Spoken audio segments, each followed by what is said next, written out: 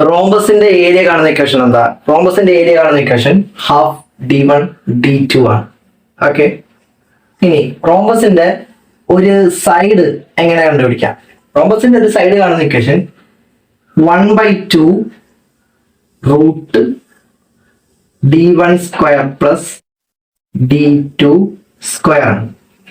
ഞാൻ ഈ ഇക്വേഷനിൽ രണ്ട് സൈഡിനെയും സ്ക്വയർ എടുക്കുക. അതായത് a square is equal to 1/2 root d1 square plus d2 square the whole square. അപ്പൊ ഇതെന്തായി? a square is equal to 1/2ന്റെ സ്ക്വയർ 1/4.